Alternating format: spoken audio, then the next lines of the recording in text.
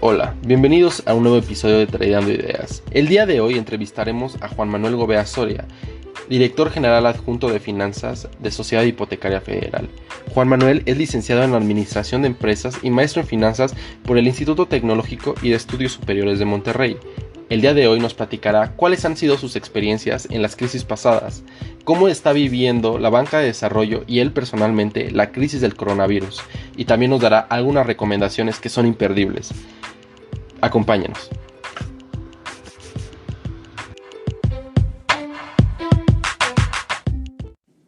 Hola Juanma, un placer tenerte aquí en el auditorio de Tradeando Ideas. ¿Cómo estás? Bien, muchas gracias. Qué bueno, ¿cómo va con toda la Susana a distancia? Pues ahí la llevamos. Qué bueno, qué con bueno. Tapabocas también, ¿no? Sí, eso sí es. Oye, pues es un placer para mí, Israel, tenerte aquí en Tradeando Ideas. Y hay una pregunta con la que nos gusta empezar nuestras entrevistas, que es, ¿qué es lo que haces? ¿A qué te dedicas? De una manera que se lo explicaras a mi abuelita o a cualquier persona que no sabe finanzas. Ok. Pues bueno, trabajo en un banco de desarrollo que al igual que un banco como BBV o Banamex, su función es dar crédito. Este banco de desarrollo se llama Sociedad Hipotecaria Federal. Es un banco del gobierno, el cual está enfocado a dar créditos al sector vivienda. Entonces, como todo banco, para poder dar créditos, pues tienes que encontrar recursos para poder prestar. Entonces, mi función prácticamente es esa, encontrar recursos en el banco, de tal manera para que el banco pueda apoyar a diferentes segmentos del sector vivienda, como desarrolladores o como instituciones financieras que se dedican a dar créditos puente, que son de vivienda, o para bancos, para créditos hipotecarios, etcétera. Entonces, mi función principal es manejar un balance. Todos los bancos tienen balances, tanto de activos y pasivos. Activos prácticamente es justamente la capacidad que tiene el banco para dar esos créditos a determinada tasa de interés, y el pasivo es donde el banco genera o sale a los mercados a buscar esos recursos para poder prestar ese dinero, ¿no? También todo en función a tasas de interés, que son pues la base, como ustedes saben, de las finanzas. Vale, pues creo que ya nos has dicho un poco qué es Sociedad Hipotecaria Federal, pero creo que queremos saber más un poco de Juan Manuel Gobea. Eh, ¿Qué es ser un CFO de un banco? ¿Tú qué dirías que es el rol primordial de ser el director de un área tan estratégica como es la dirección de finanzas de un banco? Bueno, el rol yo creo que del CFO es como el que resguarda toda la parte financiera de la institución. Como ya lo comenté ahorita, el banco tiene una parte activa y una parte pasiva. Y yo creo que la función del CFO es justamente eso, resguardar muy bien y conocer muy bien las entrañas de ese balance para no caer en situaciones de contingencia hacia adelante en muchos términos. Esos términos pueden ser en cuestión de solvencia, en cuestión de liquidez, en cuestión de capital, en cuestión de posibles pérdidas en el banco, en cuestión de techos de endeudamiento que nos fija por ser gobierno la Secretaría de Hacienda y Crédito Público. Entonces, el CFO es relevante efectivamente de manera estratégica porque es el que salvaguarda la posición financiera del banco, y pues como todo banco, pues las finanzas es el punto crucial, ¿no? Ya. Y oye, y pues, por lo que nos cuentas suena como que es un papel bastante relevante, ¿no? Un pilar fundamental de la operación de un banco. ¿Cómo cuántas horas dirías que trabaja un CFO a la semana? A la semana, pues multipliquemos prácticamente unas 10 horas diarias por 5, pues son 50 horas, ¿no? A la semana.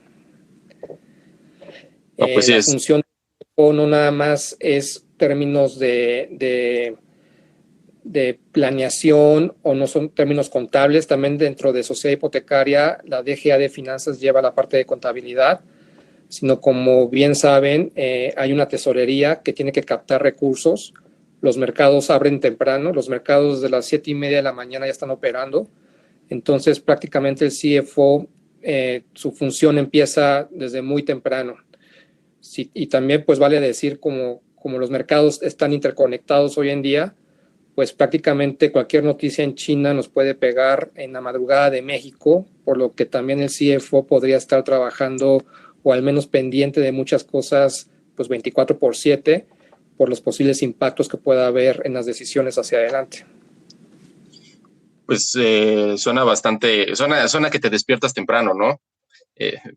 Bastante, ¿Sí? ¿no? Y me parece que pues muy, muy recurrentemente. ¿Nos podrías decir cuál es tu rutina de mañanas para tener energía durante todo el día? Porque lo que suena que haces requiere muchísima concentración todos los días de la semana. Bueno, antes del COVID Así, llevaba año y medio jugando tenis a las 6 de la mañana, ya sea jugando o entrenando. Tenía un coach que me daba clases entre 1 hora y 1 hora y media, es decir, de 6 de la mañana a 7:30 de la mañana. Entonces, prácticamente a las 5:30 ya me estaba despertando para ponerme mi short, mi playera y mi gorra y tomar mi raqueta de tenis para jugar o a entrenar. Así es como empezaba mi día antes del COVID. Hoy, pues desgraciadamente no he podido hacer mucho ejercicio, lo cual ya me está un poco afectando en términos de que mi cuerpo lo necesita, pero bueno, esto es temporal.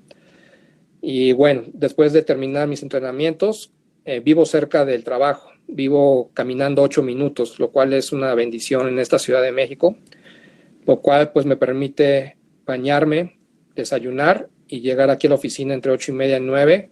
Como te decía, la actividad de tesorería empieza desde temprano y empezar a ver asuntos relevantes, ¿no? Trato de llevar una vida sana, casi no consumo alcohol, o soy un consumidor muy poco recurrente. Trato, te digo, de mantenerme más haciendo ejercicio. No fumo, fumé hace mucho, pero lo dejé hace 14 años aproximadamente. Entonces, pues es un balance entre el ejercicio, mi familia, tengo una esposa, tengo una hija de 4 años, y pues la responsabilidad que tengo aquí en el banco, ¿no? Oye, Juanma, es bastante interesante el rol que nos cuentas. Mencionaste puntos muy interesantes, y entre ellos, pues creo que el más actual del momento, que es el COVID-19 que estamos viviendo. Y antes de entrar a ese tema, queremos, o sea, no es la primera vez que estamos en una crisis, ¿no? Hace un poco más de 10 años tuvimos lo que fue las crisis más grandes y más duras en la modernidad, ¿no? Uh-huh. ¿Qué hacías tú en esas épocas? ¿Qué hacías antes de la crisis de 2008? ¿Qué se encontraba el Juan Manuel de antes de 2008 haciendo en las finanzas? Bueno, de hecho, a mí me tocó la crisis del 95, la del tequila, casi terminando la universidad, y tuve la oportunidad de entrar a Banamex en el año de 1996, cuando parte de las decisiones de aquella época por parte de la administración de Ernesto Zedillo fue liberar al tipo de cambio. El tipo de cambio antes del 94 era un tipo de cambio semifijo, el cual era controlado por el gobierno, y lo cual fue parte de la crisis que vivimos en aquella época. Ustedes, pues yo creo que tenían pocos años o no habían nacido, pero yo ya tenía, pues era universitario. Entonces a mí me tocó esa parte como estudiante. En mi familia no nos vimos tan afectados económicamente, pero sí tuve compañeros cuyos padres perdieron el empleo, se vieron en situaciones complicadas. Algunos ya no pudieron estudiar. Yo estudié en el TEC de Monterrey. Algunos tuvieron que salirse de la universidad porque sus papás ya no pudieron pagarle la colegiatura. Pues yo salí sano y salvo de eso, y me tocó entrar a una institución bancaria que era Banamex, que en ese momento era el líder del mercado cambiario.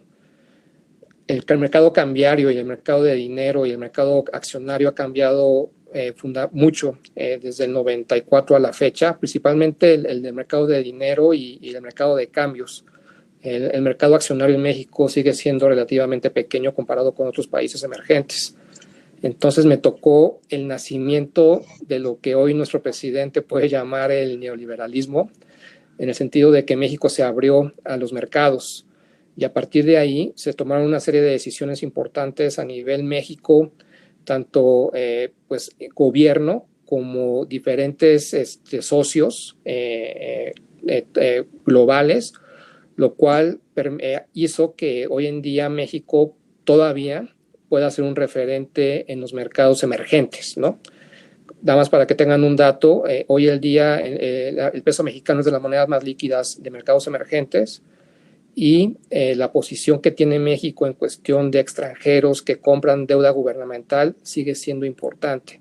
Todo eso fue en base a un esfuerzo a partir de la crisis del 95 que nos trajo hoy a donde hoy estamos parados. ¿Qué estaba haciendo yo antes del 2008? Pues como les comenté, me tocó trabajar en Banamex en el mercado cambiario como trader 5 años. Tuve la oportunidad de irme a Inglaterra 2 años a trabajar para Banamex Londres para cotizar el tipo de cambio del peso mexicano allá. Eso fue del 99 al 2001. Después Citibank compra Banamex, cierra la oficina de Londres y me regreso sin chamba, liquidado en libras pero sin chamba. Meses después entré a un banco muy pequeño regional que se llama Bansi, que es un banco de Guadalajara, a tratar de operar el tipo de cambio. La verdad fue un periodo muy corto, no duré mucho ahí. Y posteriormente entré a Televisa, a la tesorería de Televisa, a gestionar una caja de hace 15 años que valía como 40,000 millones de pesos. La gestión era pues muy conservadora porque Televisa se encarga de hacer novelas, no es una financiera, pero aún así pues se manejaban montos importantes en su gestión. Antes de la crisis, en el 2007-2008, me tocó en Televisa. Yo me pude dar cuenta de que venía algo porque Televisa manejaba un monto importante en caja en dólares. Manejábamos como entre 2,000 y 3,000 millones de dólares. Me di cuenta porque en aquella época, y fue también parte de la crisis local aquí, había mucha presión para que la tesorería fuera generador de recursos de las empresas.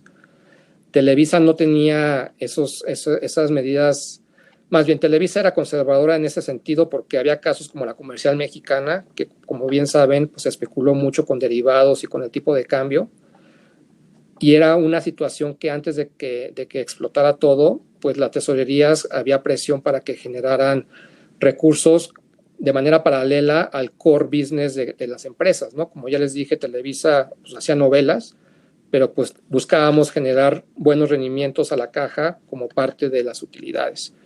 ¿Eso a qué nos llevaba? A que quizá en la parte de dólares fuéramos un poquito más arriesgados en las inversiones. Me di cuenta que algo estaba fallando porque había instrumentos en dólares que eran de largo plazo, cuyos cupones se subastaban, los cupones que cortaban cada 28 días se subastaban mensualmente y siempre había liquidez en esas subastas mensuales de estos cupones.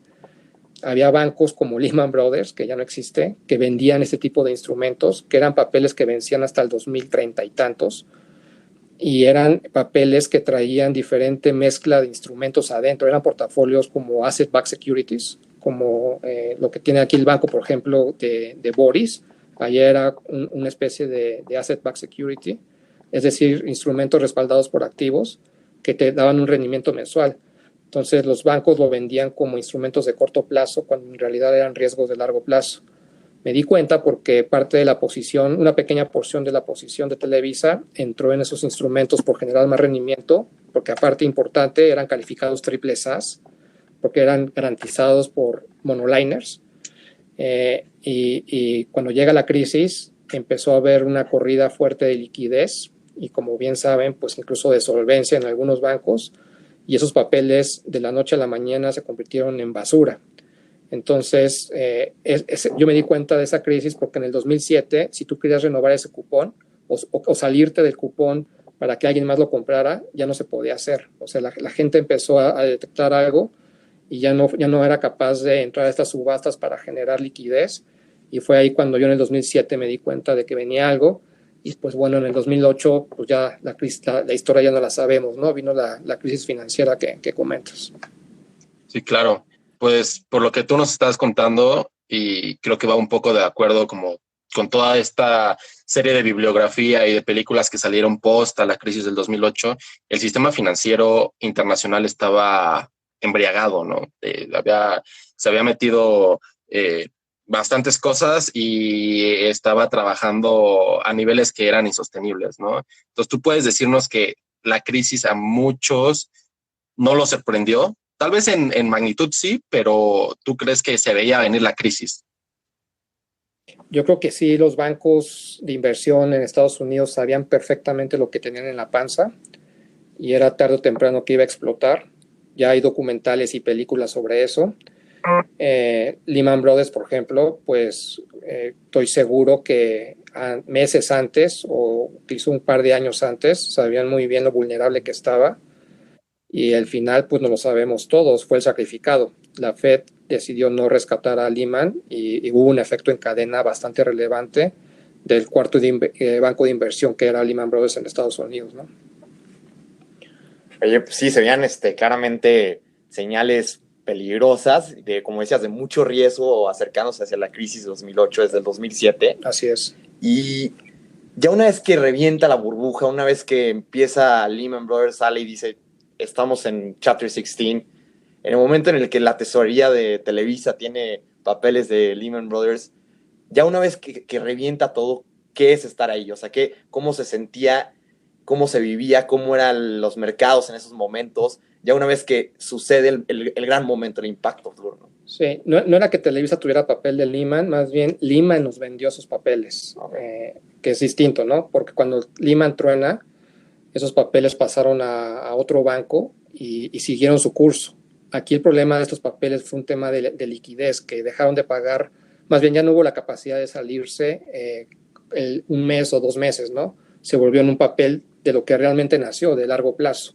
Entonces, fue papel que Lehman estructuró o lo usaba para empresas como nosotros, de tesorerías de Televisa u otras, que subastaba ese cupón de 28 días para que tú tuvieras un rendimiento de corto plazo. Aquí lo que pasó es que Televisa se quedó con un papel de largo plazo y sí con una calificación mala, porque el monoliner que estaba garantizando esto eran varios, era MBIA y AMBAC, y todos esos, justo porque garantizaban muchas cosas, les fue muy mal en esta crisis. A la fecha, hoy Sociedad Hipotecaria tiene instrumentos garantizados por MBIA y es un riesgo alto que tenemos en el balance, aunque ya la porción es pequeña de este tipo de instrumentos, ¿no? Yo creo que desde mi punto de vista, el capítulo que le dio un giro a la historia del mundo no es 2008, es 2001. Esa me tocó en Londres, estando trabajando allá en la mesa de Banamex con el tipo de cambio, y fue las Torres Gemelas. A partir de ahí hubo una serie de acontecimientos tanto financieros como económicos como sociales, lo cual nos tiene justamente parados hoy. ¿Y por qué lo digo? Porque a partir del 2001, pues bueno, bien saben que hubo una guerra, ¿no? Con Irak, justificada o no justificada, pero a partir de ahí empezaron unas políticas bastante laxas por parte de la Fed en cuestión de tasas de interés, y donde había la política de que todo el mundo debía tener una casa, una política hipotecaria bastante expansiva, donde empezaron a generar diferentes incentivos perversos para que gente que no tenía la capacidad de comprar casa la tuviera, o gente que nada más tenía capacidad de comprar una casa tuviera generaron incentivos para que compraran 2 o 3 casas, y todo eso fue generando una burbuja hipotecaria que acabó en la crisis del 2008. Entonces, en realidad, desde mi punto de vista, el que cambió la situación mundial fue las Torres Gemelas el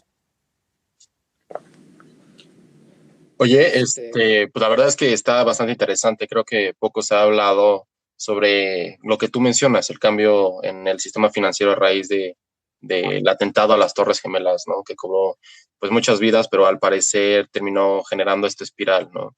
Oye, tú una vez que estuviste dentro de la crisis, cuando revienta, ¿tienes algún momento así en específico que te despertarás, vieras una noticia en específico o vieras algún indicador en tu trabajo y dijeras, esto es, o sea, esto tiene pocos precedentes históricos, o algo que se te haya quedado muy vívido, una experiencia? Bueno, me tocó ver en vivo la caída en la televisión, la caída de las Torres Gemelas, por el cambio de horario, por la diferencia de horarios. En Londres eran como las 2 de la tarde, cuando sucedió la situación del 11 de septiembre de los aviones. Al principio, bueno, yo operaba el tipo de cambio, tenía pantallas enfrente. Cuando sucedió, el mercado se paró, como que se paralizó. Posterior al avionazo fue, pues, ¿qué pasó? Un accidente. Dentro de mi pequeño financiero, porque éramos muy pocos, pero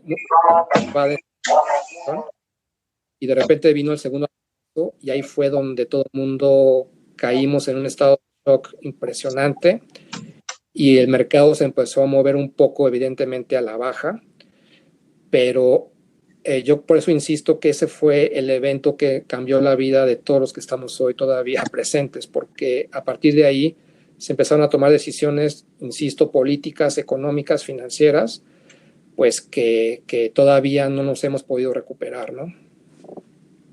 Eso me tocó, digamos, vivirlo de frente en mercados financieros.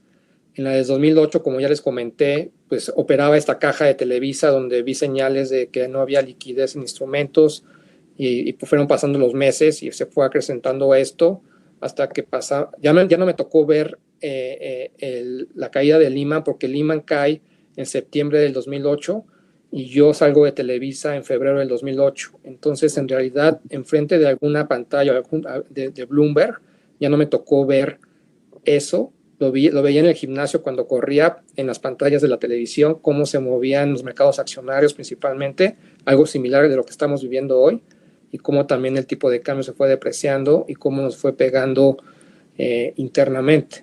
Ahora, ese espacio de que yo salgo de Televisa en el 2008 y me reincorporo a la actividad laboral vino en noviembre del 2008, que fue cuando me cambié de la privada al gobierno, a la Secretaría de Hacienda y Crédito Público, que nunca me imaginé que iba a acabar trabajando en gobierno, la verdad.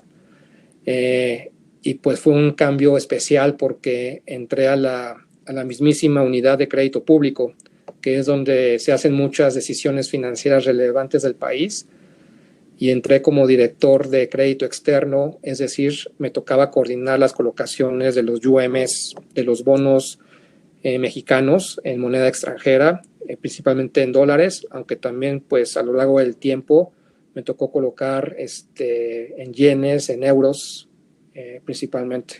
Entonces ya la crisis per se vino después de Lehman y ya me tocó vivirla, pero ahora como gobierno, como no éramos regulador, más bien éramos nosotros pues parte del mercado evidentemente muy relevante, y como más que de la parte activa de comprando instrumentos, pues me tocaba a mí emitirlos, ¿no? Claro. Y Juanma, dijiste, la verdad es que puntos muy interesantes. Mencionaste no solo la crisis de 2008, sino 3 crisis. La crisis del 94, la crisis posterior luego del 2001 y la del 2008. Y mencionaste puntos muy importantes en cada una. En la del 94, las cuestiones de tipo de cambio. En el 2001, luego lo que llevó a las políticas monetarias expansivas. Y en la del 2008, muchos los riesgos que no estaban viviendo los bancos, que no estaban midiendo, ¿no? ¿Qué lecciones nos dejan estas 3 crisis a lo que probablemente vaya a ser una de las crisis más grandes en la historia, el sistema que vivimos, ¿no? Sí. Pues mira, hay muchas lecciones. Yo creo que lo financiero es paralelo, pero hay muchas lecciones de la condición humana. Yo creo que muchas crisis también se derivan de los excesos que cometemos nosotros mismos, como banqueros o como traders o como operadores de bolsa, etcétera. Y pues aquí va quizá un discurso un tanto moral, pero al menos la crisis del 2008, como ya está muy bien documentado, había incentivos muy perversos de vender hipotecas, por ejemplo, o banqueros que le vendían a la comercial mexicana cierto derivado para que la comercial mexicana hiciera más dinero sin poner bien las reglas claras, o estimulando ciertas cosas en negocios que en este caso de la comercial mexicana no tenía por qué meterse, ¿no? Y había muchos incentivos porque atrás de todo esto había mucho dinero como compensación, como bonos, donde pues nos meten en una situación compleja y en un equilibrio bastante difícil entre una remuneración sabiendo que quizá pudiera afectar el interés de una empresa, ¿no? Entonces, aquí hay lecciones humanas de avaricia, de ganar más dinero, etcétera, que no estoy tan seguro que ya hayamos solventado. No estoy tan seguro que incluso después de esta grave crisis que estamos viviendo se vayan a solventar, ¿no? Porque es condición humana. Pero bueno, yo creo que poco a poco vamos aprendiendo, porque al final, después del 2008, la regulación vino bastante fuerte y justamente se empezaron a quitar esos incentivos para que hubiese, digamos, desequilibrios en ese tipo de situaciones que nos puedan llevar a esto, ¿no? ¿Qué lecciones más? Otra lección que yo tengo es que, y siempre se nos olvida, pero la vida es incertidumbre y el trabajo también es incierto. Toda nuestra vida es incierta, y creo que hay un libro que se llama El Cisne Negro que justo marca una pauta de eso, ¿no? De cómo cada vez se dan más eventos inesperados de alto impacto que pues es cierto que hoy estamos viviendo. O sea, no pasaron 12 años para que estemos en una situación similar en cuestión de crisis y este COVID, pues efectivamente absolutamente nadie lo estaba esperando, y es algo que estamos viviendo, es algo que nos está afectando y es algo que nos va a costar, ¿no? Oye, Juan Manuel, ¿tú cuál crees que vaya a ser el papel de la banca de desarrollo para todo el proceso de recuperación económica que vamos a afrontar para los próximos años? Bueno, el papel de la banca de desarrollo por mandato siempre es apoyar, uno, a la gente de menos recursos. Eso está en la ley de CIF. Y dos, pues apoyar todo un sector, que en este caso es el sector de vivienda. Ese es nuestro mandato. Entonces siempre tenemos que estar ahí apoyando ante situaciones normales o situaciones de estrés. La banca de desarrollo siempre va a tener que estar ahí. En particular, esta vez, pues la banca sociedad hipotecaria ya tiene aprobado una serie de medidas para que intermediarios, desarrolladores puedan diferir inicialmente sus pagos de interés o de capital 3 meses y 2 meses más, que fue la medida que anunció la Comisión Nacional Bancaria y de Valores para los bancos, incluyendo nosotros. Y además también fue aprobado por Consejo apoyos de liquidez, que es una fase segunda, que todavía no estamos, donde podría el banco empezar a fondear a justamente este tipo de intermediarios o desarrolladores en caso de que se encuentren en una situación compleja de liquidez, ¿no? Entonces, definitivamente la banca de desarrollo va a tener que estar ahí presente para poder apoyar cada una en el sector que le corresponde.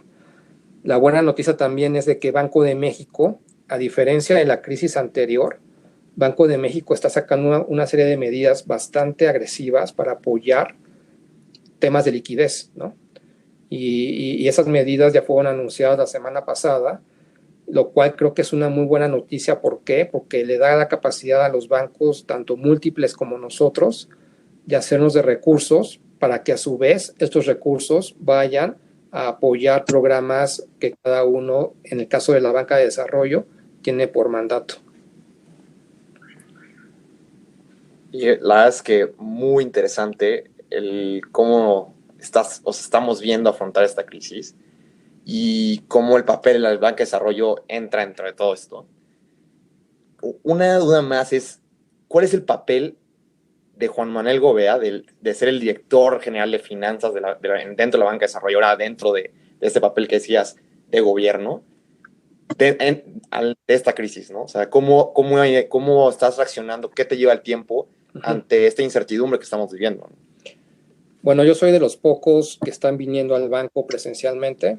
El banco, y esa es una muy buena noticia en términos de riesgos operativos, el banco ya comprobó que puede laborar en la casa, en home office. Y eso es una buena noticia porque no nos habían puesto a prueba en eso, y en cuestión de semanas se comprobó que el 90% del banco puede operar desde afuera. Ahora, ¿por qué estoy aquí? Porque hay áreas sustantivas que no pueden no pueden operar desde casa. Tal es el caso de la tesorería. Entonces, digamos, ¿cómo estoy viviendo la crisis? Pues la estoy viviendo presencial dentro de la oficina. llego temprano para ver cómo abren los mercados y mi día pues se va en muchas reuniones virtuales, en conferencias vía estas aplicaciones que también han sido muy exitosas como el Zoom y el Teams, etcétera. Y me sorprende la capacidad de adaptación del banco y de nosotros los funcionarios, porque aún a distancia pues hemos podido operar bien los distintos casos que traemos para incluso en distintos comités aprobar cada caso que requiera de este programa que les mencioné de diferimiento de interés o de capital, etcétera, ¿no? Entonces, mi día se va en uno, lo que les comentaba al principio, cuidar el balance del banco, que todo esté en orden, que el banco tenga capacidad de fondearse, que el banco tenga la capacidad de fondearse a niveles adecuados, eso es importante, porque por supuesto que con esta situación los diferenciales o las tasas con las que antes nos fondeábamos han incrementado marginalmente, pero se han incrementado. Segundo, el banco también tiene que seguir operando dentro de su mandato normal, o sea, a pesar de que hay una situación ahorita de astringencia y una situación diferente dado el COVID y estos programas que ya les mencioné, el banco tiene que seguir cumpliendo con su función de colocar crédito al sector vivienda. Entonces, estamos con muchas situaciones complejas que nadie nos esperábamos, pero hasta la fecha, ya después de un mes de confinamiento, pues el banco está operando y estamos a la fecha todavía estables en cuestión de que no ha habido algo que nos preocupe. ¿Qué puede venir? Yo creo que sí pueden venir situaciones donde algunos clientes o desarrolladores entren en situaciones, como les comentaba, de liquidez, quizá algunos de solvencia, y donde el banco tendrá que tomar decisiones, sobre todo de liquidez, en donde podemos apoyar, ¿no? Vale. La verdad es que sí, bastante interesante. Creo que en todo el mundo se está viendo un cambio y qué tanto las empresas se han logrado adaptar a estas nuevas medidas, ¿no? Sí. Y pues sí, la verdad es que sí, es un mercado totalmente distinto, ¿no? El que estamos viendo, ¿no? Sí, o sea, la caída de las bolsas ha sido muy fuerte. La bolsa mexicana, pues de los 42,000, 43,000 puntos que estaba, se cayó a los 32,000. Ahorita ha recuperado un poco, pero las expectativas de crecimiento, en particular de México, ya veníamos de crecimiento bajo, y este año pues va a ser un golpe importante. Aquí lo importante va a ser la capacidad que tenga el país, como lo hizo en el 2008, para recuperarse rápido. En el 2008 creo que se tomaron decisiones muy buenas, me tocó vivirlo dentro de Hacienda. Se tomaron decisiones muy buenas para darle la vuelta relativamente rápido a una combinación de la crisis del 2008, la financiera, más nos tocó un mini COVID, que fue la influenza, donde México en algún momento se vio también comprometido. El crecimiento fue negativo también en el 2009, pero se le dio la vuelta rápido. Y eso yo me di cuenta por la capacidad que tuvo la Secretaría de Hacienda para, en principio, tomar estrategias de quitar colocaciones de largo plazo e irse de largo plazo para irse a corto plazo. Y un año después ya andábamos colocando un bono a 100 años en dólares, con demanda. Entonces, creo que es crucial que hoy en día tengamos la capacidad de darle la vuelta rápido a esto. Ojalá se tomen las decisiones importantes, tanto a nivel gobierno, en coordinación con el sector privado, y que dentro de un año ya podemos estar en otra situación, ¿no?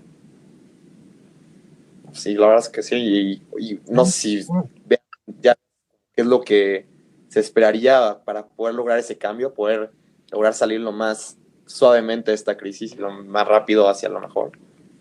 Pues mira, yo creo que algo que México ha mandado una señal, que fue la misma señal que se mandó en el 2008, fue de cierta disciplina fiscal. Creo que eso, de alguna manera, por eso vemos todavía caídas importantes en las tasas de interés en abril. En marzo hubo una volatilidad muy fuerte que subió las tasas de interés 200 puntos base. Hoy ya se están regresando 100 puntos base. ¿Por qué? Yo creo que todavía hay participación de extranjeros en México, a pesar de que hemos recibido bajas de calificación, seguimos siendo grado de inversión. Ojalá no lo perdamos. Siendo grado de inversión y México con tasas de interés del 6%, contra tasas de interés del cero en los países desarrollados o negativas, pues es un diferencial bastante atractivo. Entonces, creo que el mercado está priceando esa disciplina fiscal que tuvimos también en el 2008 y eso es una buena noticia para nosotros. Leí hoy en la tarde que en cuestión de recaudación fiscal incrementó 13%. Creo que este gobierno en particular lo está haciendo bien en esa parte, en esa situación donde México se ha caracterizado por no ser un país que recaba muchos impuestos. Creo que ahí este gobierno en particular está haciendo un esfuerzo importante y va por buen camino.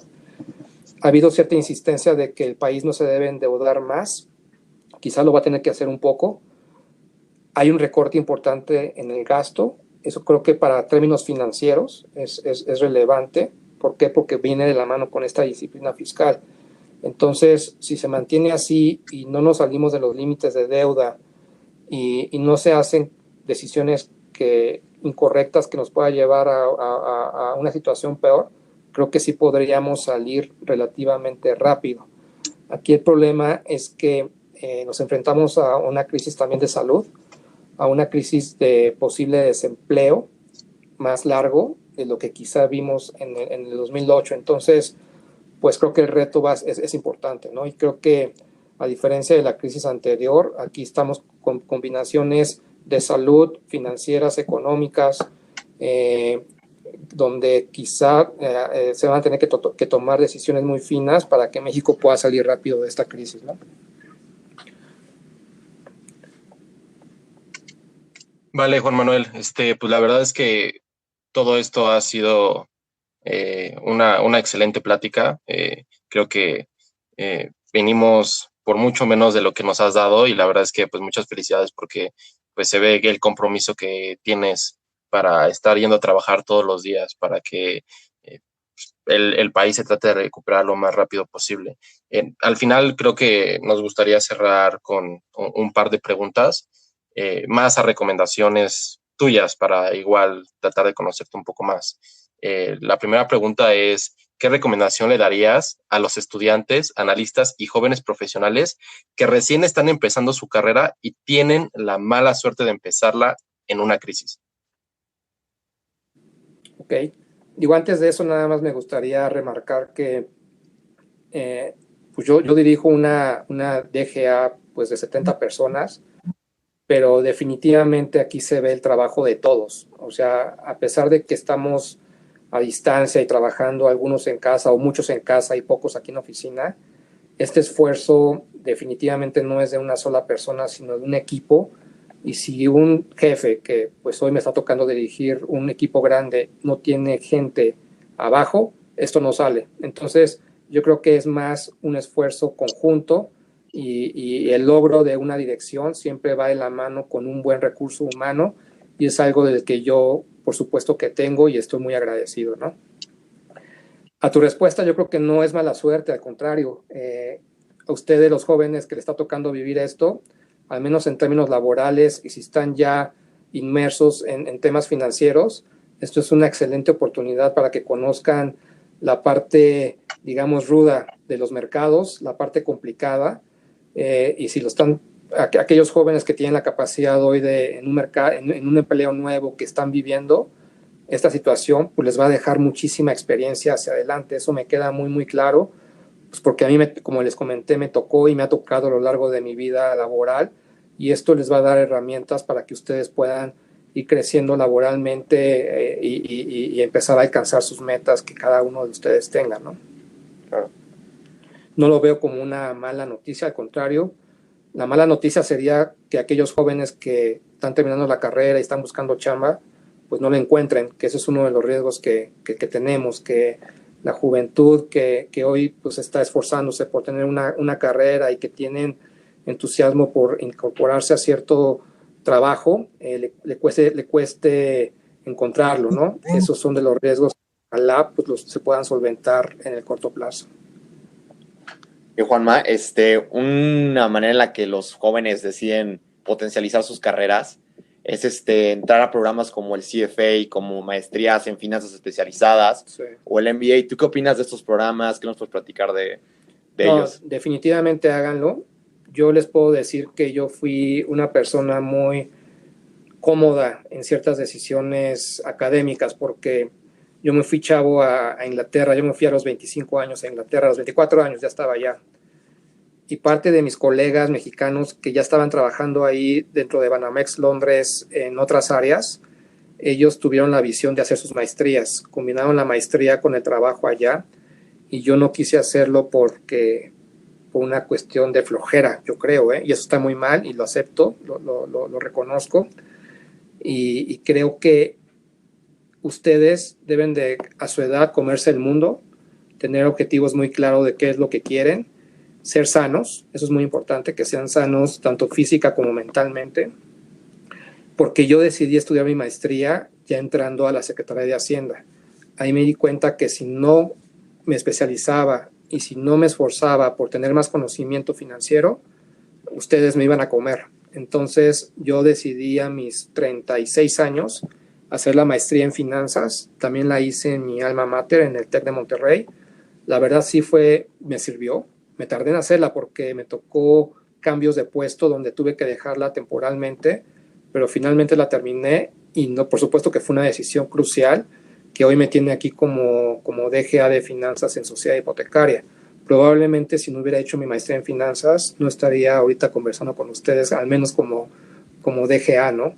Entonces, la recomendación es que, por supuesto, se especialicen. Yo creo que la especialización es importante, más en estos días, y nunca dejen de esforzarse ni en lo académico, ni en lo laboral, ni en lo familiar, etcétera, ¿no?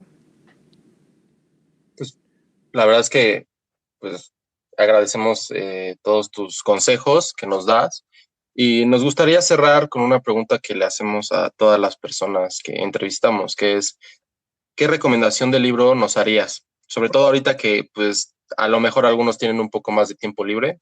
¿Qué libro te marcó y le gustaría compartir a nuestra audiencia? Pues mira, sí soy un lector, leo muy lento, entonces soy de los que se echa un libro al año porque me tardo mucho y mi esposa siempre me hace esa observación. Ella lee, por ejemplo, tiene la capacidad de leer un libro en 2 semanas, 3 semanas, y yo un libro lo leo efectivamente en un año.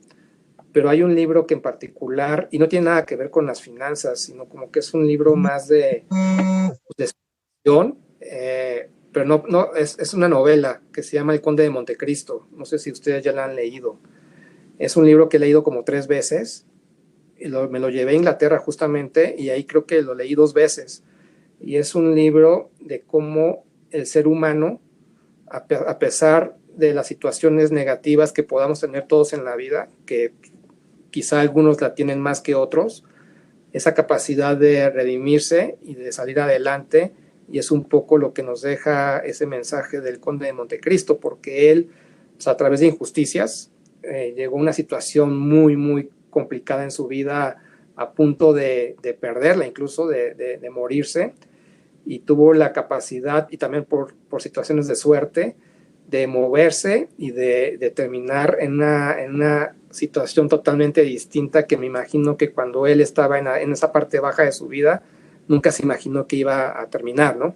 Entonces, es un libro que a mí me encanta, lo tengo ahí en mi librero, es un libro que tenía mi papá, creo que es desde los 70s, 80s, gordo, de esas pastas duras rojas, y ese es mi libro favorito de toda la vida. Vale. Qué buena recomendación. Sí, léanlo, a mí me gusta mucho. No lean la película, lean el libro. Vale, leeremos el libro. Sí. La verdad es que muy buena recomendación, se escucha bastante interesante. Sí, léalo. Y pues la verdad es que muchas gracias por habernos dado tu tiempo para el auditorio de Treando Ideas. Fue un placer tenerte, fue bastante interesante. Muchas gracias a ustedes. Mucha suerte en su proyecto.